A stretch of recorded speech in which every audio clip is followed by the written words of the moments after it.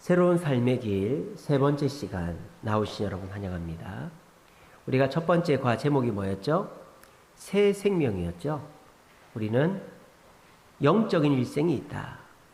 육적인 일생만 있는 게 아니라 영적인 일생이 있는데 우린 영적으로 죽었던 자들인데 거듭났다. 물과 성령으로. 근데 거듭났다고 다 끝난 게 아니라 영적으로 갓난아이 상태라 그랬죠. 그런 갓난아이들이 장성한 자가 되어 선악을 분별하려면 내게 일어나는 문제들을 사람한테 화풀이하지 않고 사탄 마귀의 계략이란 것을 파악하려면 신령한 젖을 사 먹어야 된다. 그 신령한 젖이 뭐다? 말씀이다. 그래서 우리가 하나님을 믿고 교회를 나오면서 이 말씀을, 성경책을 교회에 모셔다 놓고 왔다 갔다 하면 안 되고 이 겉이 달 정도로 성경을 가까이 하고 읽어야만 우리는 장성한 자가 돼서 사람한테 화풀이하지 않고 스트레스 받고 짜증내지 않고 평안하게 살 수 있다. 그런 말씀 드렸습니다. 두 번째 과는 이제 구원의 확신이죠. 우리가 구원의 확신을 내가 어려서부터 교회를 다녔으니까 성경을 많이 아니까 부모님이 목사님 장로님이니까 이런 걸 가지고 예배를 한 번도 안 빠졌으니까 헌금 많이 했으니까 이런 형식을 가지고 체크리스트 체크해서 90점, 100점 이렇게 하면 안 된다 그랬죠. 구원의 확신은 객관적 증거가 있다 그랬습니다. 객관적 증거가 뭡니까? 하나님의 약속, 예수님의 십자가, 성령님의 인치심이다 그랬습니다. 아이고 목사님, 근데 그거를 객관적인 증거라고 하지만 내가 그걸 객관적으로 인정하거나 받아들일 수가 없겠는데요. 그렇죠. 내가 원하는 수준에서의 객관적인 증거는 없어요. 하지만 분명하게 우리에게 주어진 증거들이다. 하나님의 약속은 어디에 기록이 되어 있습니까? 성경책에 기록이 되어 있습니다. 예수님의 십자가는 역사의 증명이 되고 있습니다. 성령의 인치심은 우리 마음속에서 성령의 일하심이 우리 느껴집니다. 우리가 내가 원하는 것처럼 하나님이 눈에 보이고 또 성경 말씀의 증거들이 내가 표적을 보고 성령님이 기적을 일으켜주고 이런 식의 구원의 확신의 증거는 없죠. 오히려 구원의 확신의 증거를 이런 객관적인 삼위 하나님의 증거가 아니라 기적을 체험한다든지 환상을 체험한다든지 이렇게 해서 예수 믿을 수 있어요. 내가 병이 나았다든지 꿈에서 이럴 수 있어요. 근데 그런 식으로 얻은 구원의 확신은 금방 없어질 확률이 크다라는.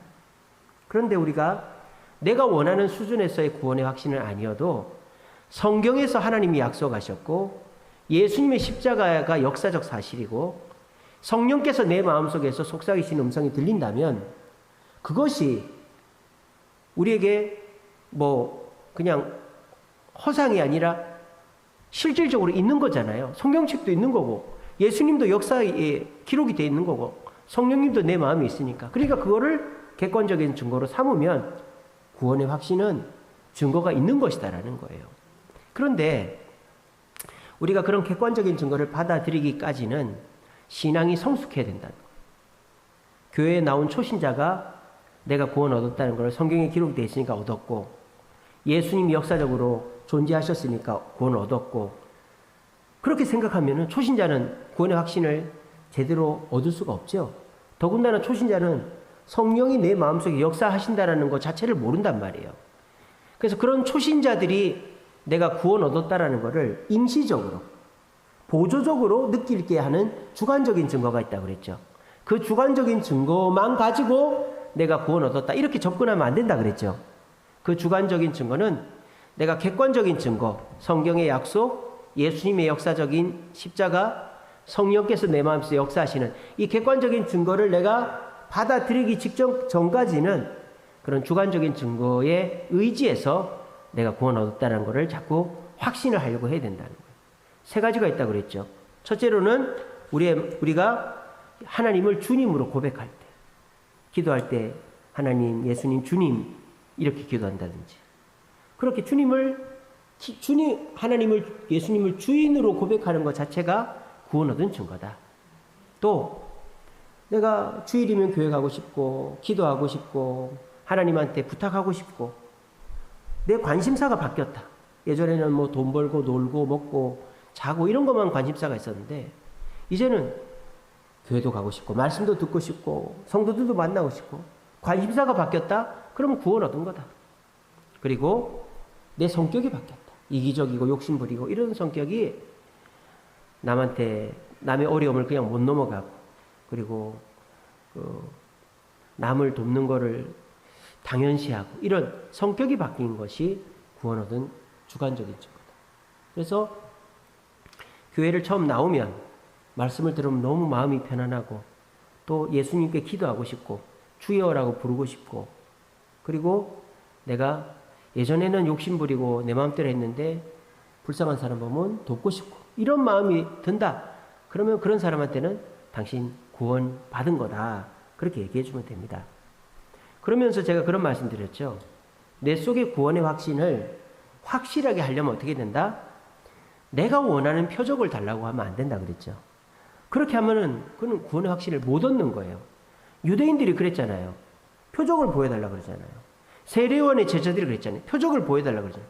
예수님 뭐라 합니까? 요나의 표적밖에 보여줄 게 없다. 안 보여주겠다 이 말입니다. 내가 원하는 표적을 보고 구원의 확신을 얻겠다. 우리 남편이 병에 나으면 애가 대학에 합격하면 내가 원하는 게 들어지면 예수 믿겠다. 난 구원 얻은 거다. 물론 그렇게 해서 구원의 확신을 얻을 수도 있죠. 근데 남편이 또 병에 걸리고 사업이 잘 되다가 안 되고 내가 또 원하던 것이 또 안 되고 이러면은 구원의 확신도 흔들리는 거예요. 무슨 말인지 알겠죠? 막 흔들리는 거. 여러분 막 이 의자가 흔들려요. 이렇게. 근데 흔들리는 의자를 잡고 있으면 어떻게 돼요? 나도 흔들리는 거예요. 나도. 그러니까 자꾸 변하는 것에다가 확신을 삼으려고 하면 그 확신은 흔들려 버리는 거예요. 이런 벽 같은 거. 안 흔들리는 것을 딱 붙잡고 있어야 그 구원의 확신 안 흔들린다. 내 성격, 기분, 상황에 구애받지 않고 흔들리지 않는 것은 객관적인 증거다. 하나님의 말씀, 예수님의 십자가, 성령의 역사하십니다. 그거를 근거로 해서 구원의 확신을 삼아야 된다. 근데 그거는 우리 눈에 보이지 않는다 그랬죠. 내가 원하는 만큼 확신이 주어지지 않는다 그랬죠. 자, 그럼 어떻게 해야 된다고 그랬습니까? 제가 매주일마다 말씀을 듣고 그 말씀대로 실천을 하면 하나님의 약속이 이루어지는 것도 보고 예수님의 십자가의 사랑도 느끼게 되고 성령께서 나를 인도하심도 느끼게 된다는 거예요. 그러니까 이게 무슨 말이냐?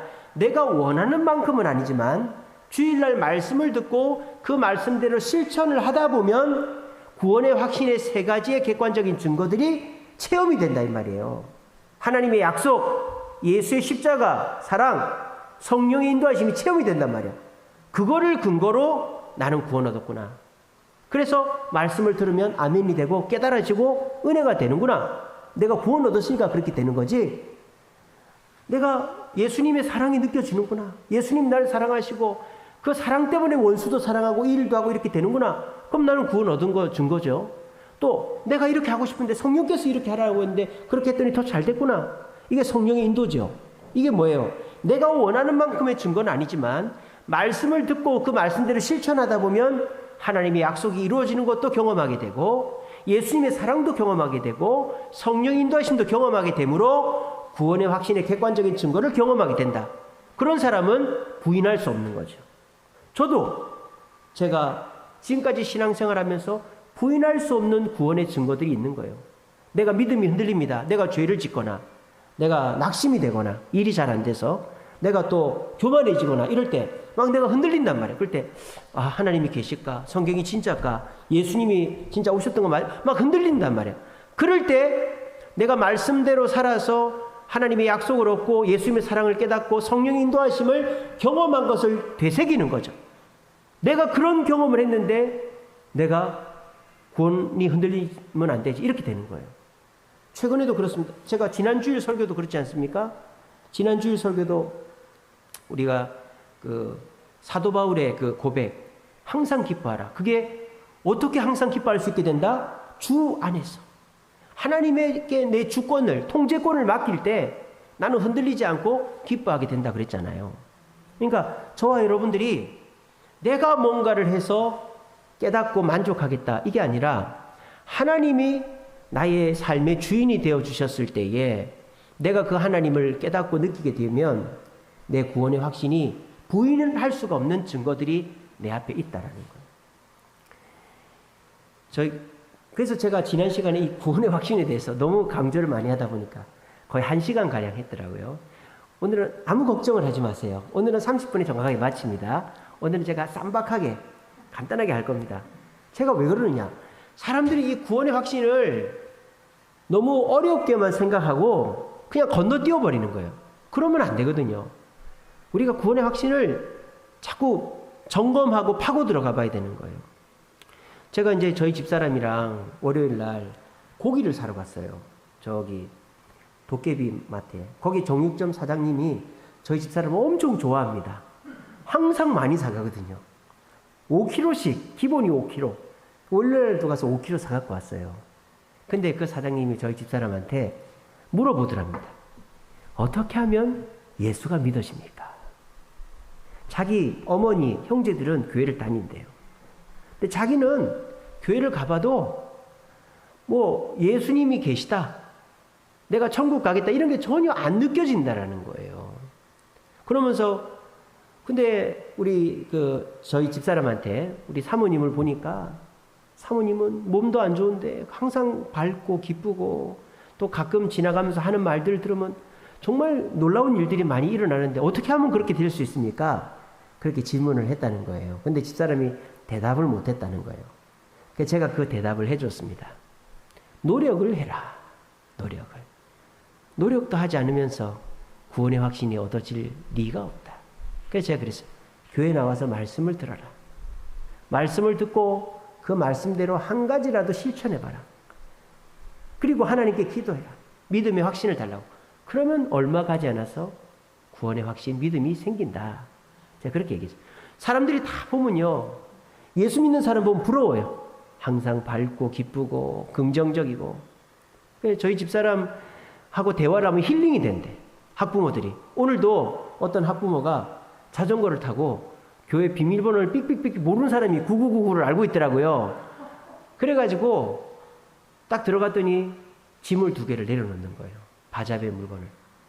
저희 집사람이 학부모 회장이니까 9.2초 부모님들이 다 갖고 오고 있어요, 지금. 이제 그만 갖고 오라고 돼 있어요. 농담입니다. 그래가지고 이제 그분을 딱 만났는데 이제 어색하게 인사하고 가셨어요. 근데 이제 학부모들이 저희 집사람 보면 신기하다라는 거예요. 어떻게 저렇게 힘들게 사시는 분이 항상 감사하고 기쁘고 사람들을 배려하고 대화를 하면 힐링이 된다는 거예요. 일반 사람들하고 대화하면 막 서로 짜증내고 원망 이러는데 그게 왜 그럴까요? 구원의 확신이 있기 때문이죠. 이것쯤이 없어도 된다는 거죠. 저희 집사람이라고 신앙생활이 낙심되고 흔들리지 않겠어요? 그럴 때마다 뭘 생각하는 거예요? 하나님의 말씀대로 행동해서 하나님의 약속을 경험했고 예수님의 사랑을 경험했고 성령의 인도를 경험한 그 사건을 떠올리는 거죠. 그러면 나는 흔들려도 그거를 붙잡으면 구원의 확신이 흔들리지 않는 거예요. 제가 너무 여러분들 너무 과소평가하는 건 아니죠. 자꾸 반복해서 설명하니까 여러분들 다 이제 이해하셨죠, 그죠? 이제 더 안 해도 되겠죠? 예, 이제 그렇게 그만하겠습니다. 시간 가니까. 어쨌든 주관적인 증거는 교회를 나온 지 얼마 안 된 사람이 아유, 전 지옥 갈 사람이니까 아직도 이런데 어떻게 천국 가겠어? 이런 사람한테 얘기해 주는 거예요. 기도할 때 주님이라고 하지 않냐? 이제 주일만 되면 교회 오고 싶고 말씀 듣고 싶지 않냐? 또 성격이 좀 바뀌지 않냐? 구원 얻은 거야. 그러면서 교회를 나오면서 말씀을 듣고 은혜를 받고 말씀대로 실천하고 예수님 사랑을 경험하고 성령 인도를 받으면 주님의 그 권능을 체험하고 그 권능을 기억하면 부인할 수 없는 구원의 확신이 생긴다. 그렇게 했습니다. 지난 시간에. 자, 그런데 여기서 한 가지 의문이 생깁니다. 이게 이 교재의 참 좋은 점이에요. 이 연결을 시켜놨어요. 연결을. 자, 분명 우리는 구원의 확신이 있습니다. 여기 앉아 계신 분들이 다. 여러분들 구원의 확신이 있으시죠? 예수 믿고 천국 갈 자신이 있으시죠? 자, 그런데 왜 우리의 성격에 여전히 욕심부리고 화내고 게으르고 거짓말하는 것이 있을까요? 이러면 답을 못한단 말이에요. 만약에 여러분들이 자식들한테, 친구들한테, 야, 구원의 확신은 성경에 약속이 되어 있고 예수님이 십자가에 죽으셨고 성령님이 인도하시는 것 때문에 구원의 확신 얻은 거야. 너 주일이면 교회 오고 싶잖아. 너 이제 뭐 예수님 이름으로 기도하면 다 하잖아. 너 성격이 바뀌었지. 구원 얻은 거야. 그러면 상대방이 질문, 그래 그렇다 치자. 근데 내가 여전히 욕심부리고 여전히 죄짓고 여전히 나쁜 짓 하는데 구원 얻은 사람이 그래도 돼? 이러면 뭐라고 하실 거예요? 뭐라고 하실 거예요? 글쎄 나도 모르겠네. 목사님한테 물어보고 올게. 그래서 오늘 삼가를 하는 거예요. 아시겠죠? 그런 식으로 질문하는 분들에게 두 가지 성품 이걸 얘기해 주라 이겁니다. 자, 그 다음 PPT로 넘겨주세요. 방송실. 오늘은 우리가 구원의 확신이 있음에도 불구하고 우리 마음속에 여전히 욕심부리고 교만하고 게으르고 거짓말하고 이런 게 왜 있을까? 우리 마음에는 두 가지 성품이 있기 때문이라는 거죠. 자, 먼저 성품에 대해서 알아봅시다. 성품이라는 게 뭔가? 뭐 성격, 기질, 성품 다 비슷한 말 같아요. 자, A.W. 토저라는 목사님이 이런 말을 했습니다. 사람됨과 인간의 행동 사이에 모순이 있을 수 없다. 말이 좀 어렵죠. 이게 무슨 말이냐?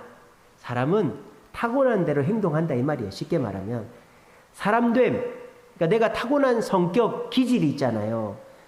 그 기질대로 행동하게 돼 있단 말이에요. 진짜일까요? 그러면 우리는 그냥 배울 필요가 없겠네요. 내 기질대로 살면 되는 거 아니에요, 그죠?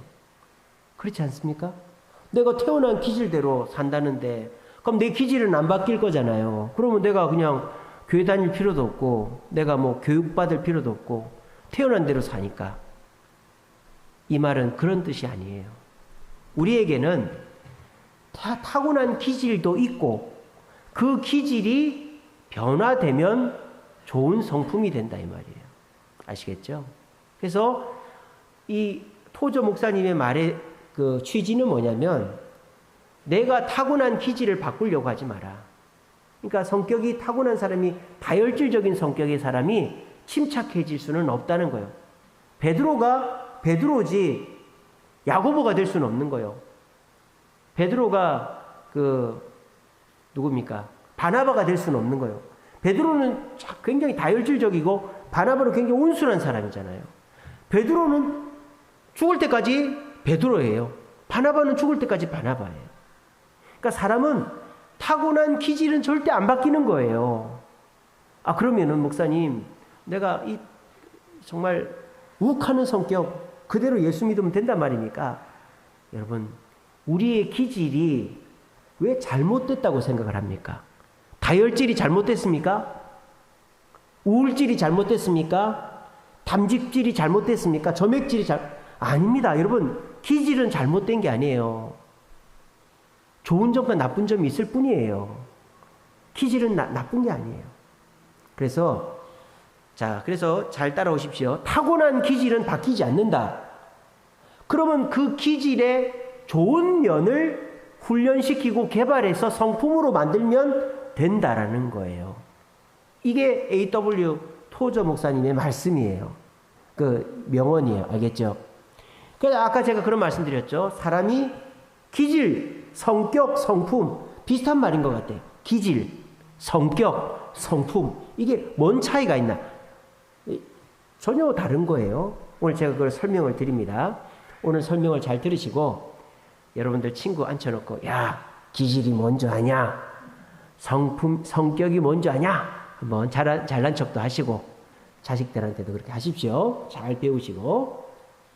자, 이렇게 나눌 수 있습니다. 기질이라는 게 뭐냐? 이거는 타고나는 거예요. 유전이에요. 부모로부터. 부모가 다혈질이면 자식도 다혈질입니다. 그런 거 느끼시죠? 부모가 차분하면 자식들도 차분해요.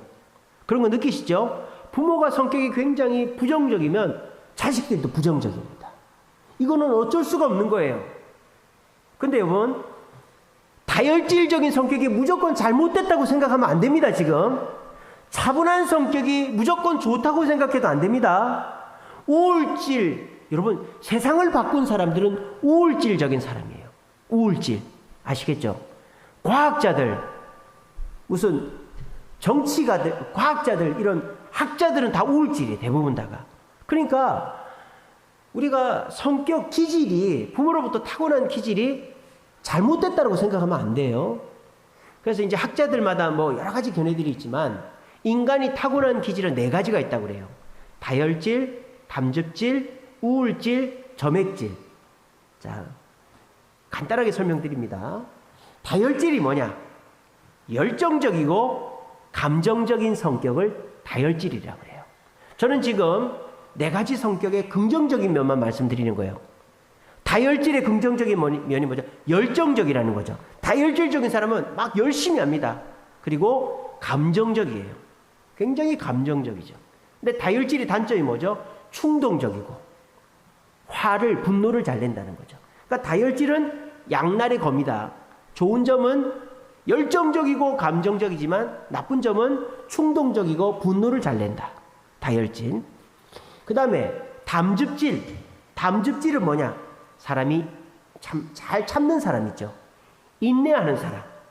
그리고 사람들을 이끌어가는 사람. 지도력이 있는 사람이 담즙질이에요. 그래서 지도자는 다혈질과 담즙질이 결합되면 좋습니다. 열정적이면서도 인내하고 이끌어가는 사람. 그래서 담즙질은 인내하고 지도력이 있는 사람입니다. 근데 이 담즙질이 잘못되면요, 고집이 세죠. 고집이. 담즙질의 단점은 고집이 엄청 세다는 거예요. 그 고집을 인내를 하는 거죠. 내 고집을. 그러니까 남이 못 바꾸도록. 그러니까 담즙질의 단점은 고집이 세다는 거예요. 우울질. 우울질은 뭐냐? 내성적인 거죠. 말을 잘 안 하고 그냥 속으로 삭히고. 우울질도 감정적이에요. 우울질도 굉장히 눈물도 많고 센치멘탈한 사람입니다. 우울질도. 그래서 우울질은 사람을 굉장히 배려를 잘하죠. 왜? 감정적이니까.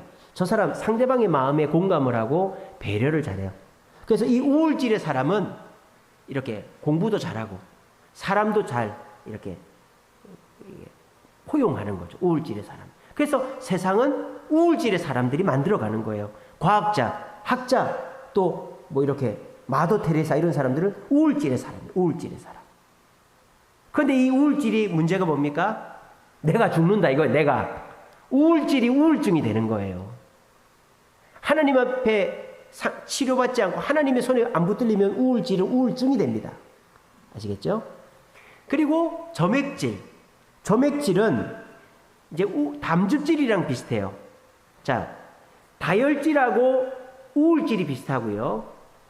담즙질하고 점액질이 비슷해요. 자, 다혈질하고 우울질은 감정적이에요. 감정. 근데 다혈질의 감정은 표출하는 거고 우울질은 감정을 숨기는 거예요. 자, 담즙질하고 점액질은 이성적이에요. 감정적이지가 않아요. 그런데 담즙질은 그 이성적인 생각을 가지고 꾸준히 인내하면서 이끌어가는 게 담즙질이고 점액질은 사람하고 상관이 없는 거예요. 나 중심적인 거죠. 침착하고 사고 중심적인 건 맞는데 남에게 뭔가 배려하고 이런 건 없어요.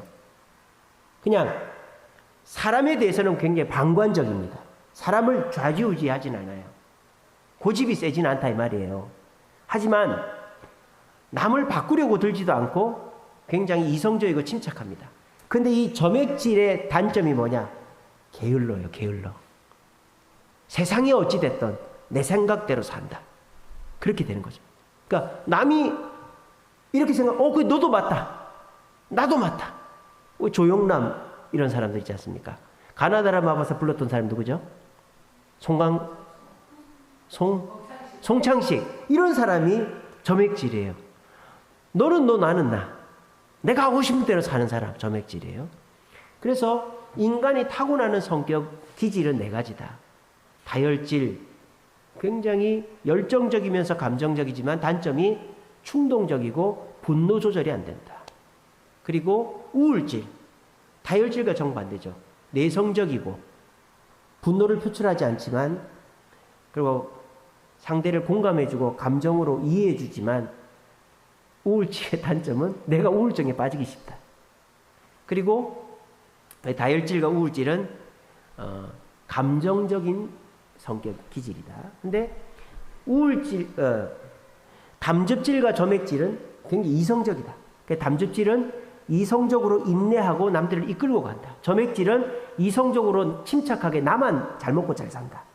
그래서 담즙질의 단점은 고집이 세다. 우울질의 단점은 게으르다. 자, 지금 제가 이 기질에 대해서 말씀을 정말 간단하게 학교 가면은 심리학 시간에 이거를 한 학기 동안 배워야 되는 거를 한 15분, 10분 만에 말씀드렸어요. 그래서 복잡하게 알 필요가 없어요. 근데 이 기질은요, 나쁜 것만도 아니고 좋은 것만도 아니다 이 말이에요. 동전의 양면처럼 장점과 양점을 다 갖고 있다 이 말입니다. 일단 그렇게 아세요. 근데 이 기질이 겉으로 행동으로 드러나는 게 성격이다 이 말이에요. 기질은 부모로부터 타고난 거고 성격은 그거를 내가 남들한테 행동으로 보여주는 거죠. 그래서 성격을 옛날에는 뭐 여러 가지로 구분했는데 뭐 착하다, 뭐 대범하다, 뭐 신중하다, 뭐 교만하다, 뭐 이런 게 다 성격이잖아요, 그죠? 우리가 뭐 성령의 그 9가지 열매도 다 성격이잖아요, 그죠? 근데 요즘은 그거를 16가지로 정리를 했어요. 그걸 MBTI라고 그러죠, MBTI. 그래서 16가지로 정리하는데 4가지 기준이 있어요. 에너지를 어떤 식으로 발산하느냐, 사물을 어떻게 인식하느냐, 뭔가를 판단할 때 어떻게 판단하느냐, 또 내가 생활할 때 뭐를 중심으로 생활하느냐, 이 4가지 기준에 따라서 8가지 성격을 구분하는 거예요. 자, 그래서 에너지를 겉으로 발산하는 사람을 외향적 성격이다. 에너지를 속으로 감추는 사람을 내향적 성격이다. 그리고 무언가를 인식할 때 감각적으로 만져보고 냄새를 맡아보고 인식하는 사람을 감각적인 성격이다. 딱 보고 이거는 꽃이네, 이거는 뭐네, 그냥 직관적으로 판단하는 사람을 직관적 성격이다. 판단할 때, 인식할 때. 그리고 판단할 때 생각을 많이 하고 판단하는 사람을 사고적 성격이다. 근데 내가 느껴보고 울어보고 웃어보고 판단하는 사람은 감정적 성격이다. 그리고 생활을 할 때 뭐든지 따지는 사람 있지 않습니까? 저처럼 병원에 가서 제가 어디가 아픈데요? 왜 그렇게 됐는데요? 그런 사람을 판단적 성격이다 그래요. 또 생활할 때 판단하지 않고 그냥 딱 보고 그렇구나 그냥 그러고 넘어가는 사람, 따지지 않는 사람, 그런 사람은 인식적 성격이다 그래요. 그래서 이 8가지 성격을 4가지 기준으로 구분해 놓는데 이거를 막 이렇게 섞고 저렇게 섞어서 16가지 성격을 구분하는 거예요. 그건 알 필요가 없어요. 그러니까 제가 지금 성격의 8가지 성향을 말씀드렸죠. 이거 알 필요 없어요. 외향적 성격, 내향적 성격, 감각적 성격, 직관적 성격, 사고적 성격, 감정적 성격, 판단적 성격, 인식적 성격, 이걸 알 필요 없어요. 그러니까 성격은 부모로부터 받은 기질이 행동으로 드러나는 거다. 이렇게만 아시면 돼요. 아시겠죠? 외향적 성격이 다 좋은 것만 아니죠. 또 안 좋은 것만도 아니죠. 그러니까 이거는 기질이랑 똑같은 겁니다. 아시겠죠? 그래서 그렇게 아시면 되고. 자, 그러면 기질은 부모로부터 타고난 거고 성격은 그 기질이 내 행동으로 남한테 표출되는 건데 성품은 뭐냐? 이 성격이 교육과 어떤 훈련을 통해서 변화된 상태를 성품이라고 하는 거예요. 그러니까 토저 목사님이 사람 되면 변하지 않는다. 이거는 기질과 성격을 말한 거고 그것이 변화되는 것은 성품을 말하는 거죠. 그러니까 이 성품도 엄밀히 말하면 변화된 건 아니죠. 다혈질적인 사람이 점액질적인 사람이 되는 건 아니에요. 다혈질적인 사람은 그렇다고 다혈질만 있는 건 아닙니다. 다혈질, 우울질이 같이 있을 수 있고요. 담즙질, 점액질이 같이 있을 수 있어요. 하나만 있다 그런 뜻은 아닙니다. 이 4개가 같이 있는 사람은 드물지만 주로 보면은 감정적인 사람은 담즙질과 우울질이 같이 있는 경우가 있고 이성적인 사람은 다혈질과 우울질이 같이 있는 경우가 있고 이성적인 사람은 담즙질과 점액질이 같이 있는 경우가 있어요. 근데 다혈질과 담즙질이 같이 있는 경우도 있어요. 저 같은 경우에는 그렇죠. 굉장히 열정적입니다. 근데 목사잖아요, 제가. 지도력이 있어야 되겠죠. 담즙질이 있어야 되겠죠. 그건 훈련된 거죠. 성품이다 이 말이에요. 저의 기질은 다혈질입니다. 저 어렸을 때 굉장히 다혈질이었거든요. 애들이랑 맨날 싸우고 그랬어요. 키도 크고 하니까. 근데 제가 교회를 다니면서 담즙질, 또 우울질, 점액질 이런 게 훈련이 된 거예요. 그래서 제가 성품이 변화가 된 거죠. 그래서 우리가 타고난 성품이 있는데, 타고난 기질이 있는데 그 기질을 변화받아야 된다는 거예요. 변화받아야 된다. 그게 성품이다라는 겁니다. 그럼 변화된다라는 말은 무슨 뜻이다? 그 기질의 좋은 점만 내가 보여준다라는 거예요. 다혈질의 좋은 점은 뭐라고요? 열정적이고 감정적이라고 그랬죠. 다혈질의 나쁜 점은 충동적이고 분노한다 그랬죠. 담즙질의 좋은 점은 뭐라 그랬죠? 인내하고 남들을 이끌어 리더를 한다 그랬죠. 담즙질의 나쁜 점은 뭐라 그랬죠? 고집이 세다 그랬죠. 우울질의 좋은 점은 뭐죠? 내성적이고 사람을 잘 품는다 그랬죠. 우울질의 나쁜 점은 뭐죠? 내가 우울증에 빠지는 거라 그랬죠. 점액질의 좋은 점은 뭐죠? 침착하고 남에게 그렇게 간섭하지 않는다. 근데 단점은 뭐죠? 게으르다라고 했어요. 그러니까 우리가 성품을 좋은 쪽으로 개발하면은 다혈질의 좋은 점, 담즙질의 좋은 점, 우울질의 좋은 점, 점액질의 좋은 점으로 우리가 변화되는 거예요. 그런데 우리는 태어나면서부터 이 기질의 좋은 점을 갖고 태어나지를 못했다라는 거예요. 왜? 우리 누구의 자녀였기 때문에? 마귀의 자녀였기 때문입니다. 이렇게 연결이 되는 거예요. 우리가 기질을 다혈질하면은 충동적이고 분노적이다. 담즙질하면은 고집이 세다. 우울질하면은 우울증에 빠진다. 점액질하면 게으르다. 요거만 생각하는 이유가 뭐다? 현실적으로 우리가 그렇다 이 말이에요. 왜? 사탄 마귀가 우리를 그렇게 변화시켰다. 우리의 기질의 나쁜 점으로 사탄 마귀가 변화시켰다는 거예요. 그럼 우리가 어떻게 해야 된다?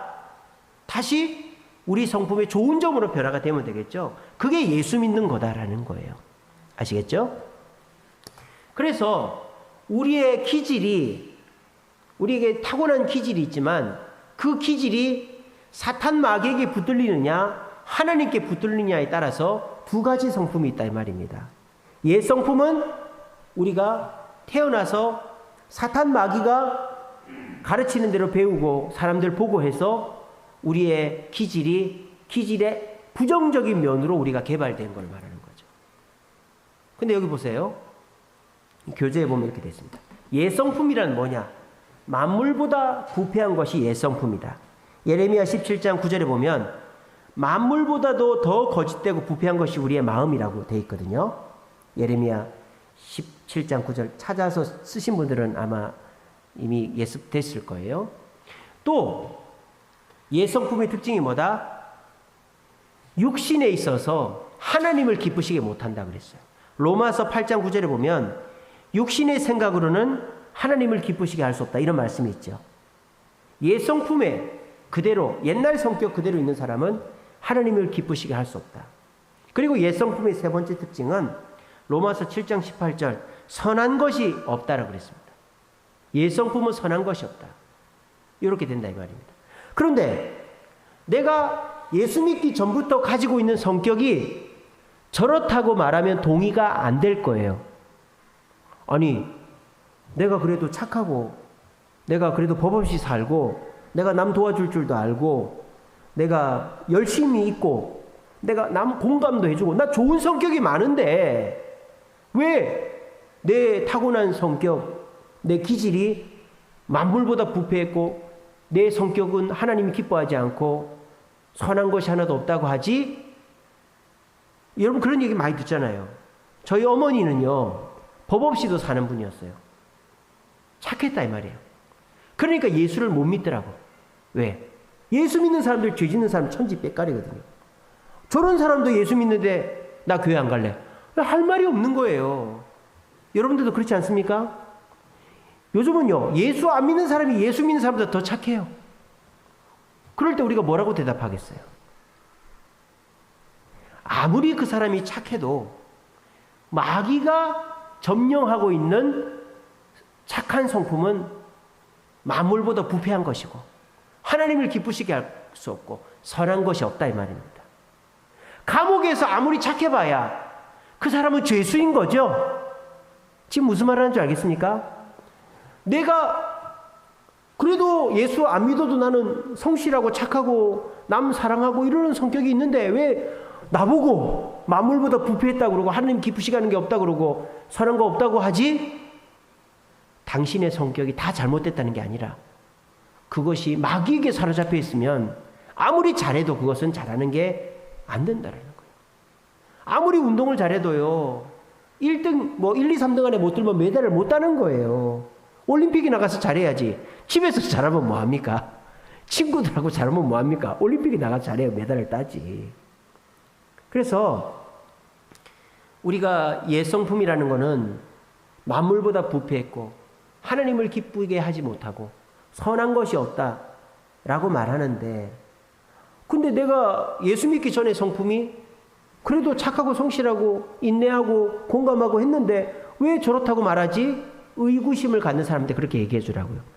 마귀가 주인 되었고 마귀가 점령하고 있기 때문에 그렇게 얘기하는 거다. 그럼 새 성품은 뭐냐? 새 성품은 이런 것이죠. 우리가 예수를 믿고 나면 죄를 짓지 않게 된다. 죄를 안 지으려고 노력하게 된다. 다르게 말하면 거룩하려고 노력합니다. 저기 방송실 제 화면 좀 지워주세요. 그리고 새 성품은 하나님의 법, 말씀을 즐거워하게 된다. 새 성품은 형제, 특별히 성도들을 사랑하게 된다. 이렇게 됩니다. 자, 우리가 예수 믿고 나면 좋은 점이 저것만 있는 게 아니죠. 예수 믿고 나면 사랑하고 감사하고 평안하고 남들도 돕고 좋은 점이 많습니다. 근데 저기는 그런 말은 없어요. 왜 그럴까요? 우리가 예수 안 믿어도 남 돕고 사랑하고 칭찬하고 그런 거 다 할 수 있다 이 말이에요. 근데 우리가 예수를 믿어서만 할 수 있는 것들을 얘기하는 거예요. 여러분 예수를 믿지 않고서는 거룩해질 수가 없죠. 여러분 의롭다와 거룩하다의 차이를 아시죠? 의로운 거는 사람 사이에 서로가 손해 안 끼치는 게 의로운 거죠. 거룩한 거 뭡니까? 주일 지키고 헌금하고 봉사하고 전도하고 전도 안 한다고 의롭지 않은 거 아니죠. 주일 안 지킨다고 의롭지 않은 거 아니죠. 하나님과 우리 사이의 관계가 거룩이에요. 그러니까 우리가 예수를 믿고 나면 거룩해지려고 하나님이 원하신 걸 하려고 노력한다 이 말이에요. 그리고 예수를 믿고 나면 말씀대로 살려고 노력한다 이 말이에요. 말씀대로. 그리고 예수를 믿고 나면 성도들을 형제를 원수를 사랑하고 싶은 마음이 생긴다 이 말이에요. 저는 지금 새 성품을 그냥 보편적인 가치, 양심, 서로 사랑하고 이해하고 돌고 인류애 이런 걸로 얘기하지 않아요. 왜? 그거는 예수 믿기 전에도 했던 성품일 수 있거든요. 근데 예수를 믿고 나면 예수를 믿었기 때문에 생겨나는 마음이 있다 이 말이에요. 예배드리고 싶고 헌금하고 싶고 전도하고 싶고 이런 게 거룩이죠. 그리고 말씀대로 살고 싶어. 하나님의 말씀을 읽고 싶어요. 이게 거룩, 이게 새 성품. 예수 믿고 생기는 마음이죠. 그리고 원수라도 사랑하고 싶은 마음이 생긴다는 거예요.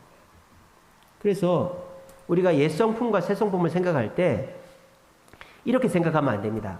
막 화내고 짜증내고 거짓말하고 욕심 부리는 게 옛 성품. 사랑하고 이해하고 서로 화평하고 칭찬하고 격려하고 이게 새 성품. 이렇게 하면 안 돼요. 그렇게 하면은 예수 믿을 필요가 없는 거예요. 나는 이미 사람을 사랑하고 칭찬하고 격려하고 나 그런데 우리 어머니가 그랬다니까요. 그러면 안 되는 거예요. 아무리 내가 사람을 사랑하고 칭찬하고 격려하고 해도 사탄 마귀가 사로잡고 있으면 그걸 만물보다 부패한 마음이요. 하나님을 기쁘시게 못하는 거요. 선한 게 없다 이거예요. 그런데 우리가 예수를 믿고 나면 어떻게 된다? 예수를 믿어서 우리가 착해지고 사람들 돕고 사랑하고 이런 게 아니에요. 예수 믿는 사람들도 안 그런 사람 많잖아요. 그죠? 그거는 2차적인 거고 예수를 믿어서 새 성품이 우리에게 주어지면 하나님 말씀대로 죄 짓기 싫어하고 하나님 말씀대로 살고 싶고 사랑하고 싶은 마음이 생긴다. 이게 새 성품의 특징이다. 여러분 제가 길게 설명 안 해도 되겠죠? 저희 집사람이 맨날 그래요. 좀 짧게 하라고. 반복하지 말라고. 다 이미 이해했다고. 우리 성도님들 똑똑하다고. 여러분들 이해 다 하셨죠? 반복할 필요 없겠죠, 그죠? 그래서 우리의 마음에는 옛 성품과 새 성품이 있기 때문에 우리가 예수를 믿고 난 다음에도 여전히 죄를 짓고 여전히 내 옛날 성격대로 한다 이 말이에요. 그러면 우리가 새 성품이 우리를 주관하게 해야 될 거 아니에요. 가만히 놔두면 누가 이길까요? 옛 성품이 이길까요? 새 성품이 이길까요? 옛 성품이 이깁니다. 똥개도 제 집에서는 먹고 들어가는 거예요. 사탄 마귀가 우리 마음에서 20년, 30년, 40년, 50년 있었는데 갓 들어온 성령님이 무슨 어떻게 하겠어요? 우리가 도와주지 않는 이상에. 성령께 우리가 전적으로 맡겨드리지 않는 이상에는 안 되는 거예요. 그러니까 가만히 놔두면 옛 성품이 이긴다. 그러면 우리가 옛 성품을 물리치고 새 성품이 승리하려면 어떻게 된다? 우리 속에 계신 누구를 의지해야 된다? 성령님을 의지해야 된다. 성령님이 나를 주관하게 하셔야 옛 성품을 몰아낸다 이 말이에요. 그래서 우리가 새 성품을 갖게 되면 거룩해지고 말씀을 사랑하고 형제를 사랑하게 되는데 그것뿐만 아니라 아까 말씀드린 거 욕심, 게으름, 거짓말, 교만 이런 것도 바뀌게 되는 거예요. 그렇게 되려면은 성령께 내 마음을 드려야 되는 거예요. 자, 그러면 성령께서 내 새 성품을 가지고 옛 성품을 몰아내려면 어떻게 해야 되느냐? 첫 번째로는요, 인정을 해야 돼요. 인정을. 로마서 말씀에 그렇게 돼 있죠. 오호라 나는 공고한 사람이로다. 이 사망의 몸에서 누가 날 건져내래요. 로마서 7장 24절 말씀이죠. 바울이 무슨 죄가 있다고 공고한 사람, 죄가 너무 많다라고 말할까요? 그 인정해야 돼요. 아무리 죄가 없어도 난 죄인이다. 제가 그랬죠. 지난 시간인가 언제 그랬죠. 내가 변화되려면 내가 문제가 있다는 걸 인정해야 된다. 인정하지 않고는 절대 죄에서 자유할 수가 없다고 제가 지난 금요일 날 설교했었죠.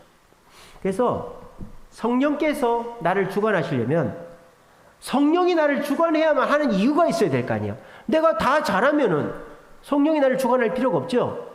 나는 고통이 많고 문제가 많기 때문에 성령께서 나를 주관해달라고 해야 되는 거예요.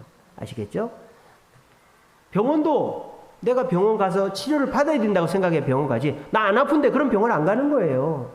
내가 인정을 해야 되는 거예요. 나는 성령의 도움이 필요하다. 두 번째는 뭡니까? 말씀이죠.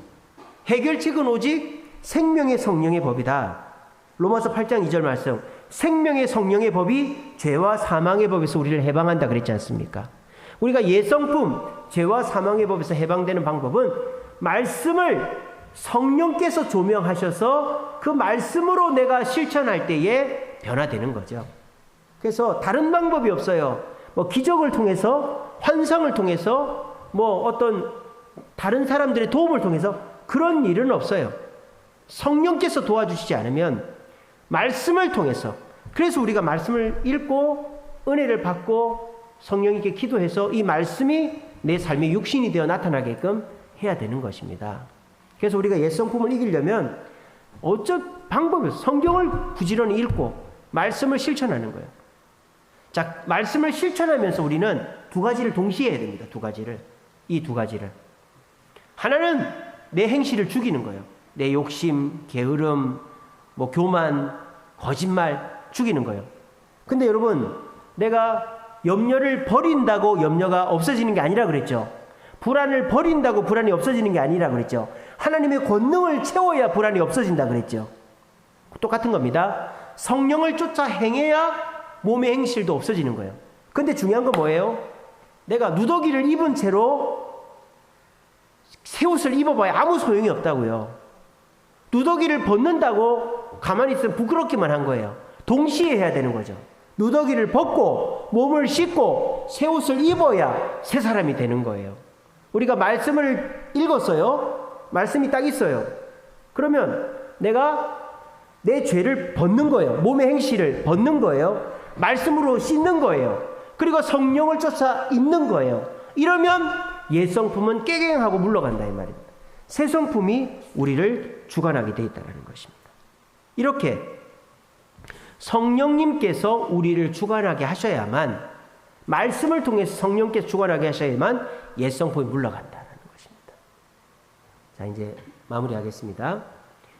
여러분들의 마음속에 여전히 욕심과 또 교만과 또 게으름과 또 거짓말이 가득한 이유는 내가 구원 못 받은 게 아닙니다. 구원 받은 거예요. 내가 아직도 옛성품에 사로잡혀 있기 때문이에요. 그 옛성품을 이기는 방법은 내가 결단하고 노력하는 게 아니에요. 성령님께 맡기는 겁니다. 성령님이 주관하셔야만 되는 겁니다. 근데 성령님이 주관하시려면 내가 먼저 인정해야 돼요. 나는 안 된다. 나는 글렀다. 내 노력으로는 안 된다. 인정하고 말씀 가운데서 성령의 인도를 따라가야 되는 거예요. 그럴 때 어떻게 됩니까? 말씀을 일단 딱 주일 설교도 내가 일단 듣고 내 악한 행실을 벗어놓고 말씀으로 씻고 성령으로 입으면 새 성품이 이긴다. 이거. 자, 그러면 우리가 다음 시간에 배울 건 뭡니까? 그 성령은 도대체 어떤 분인가? 성령은 어떤 능력이 있으신가?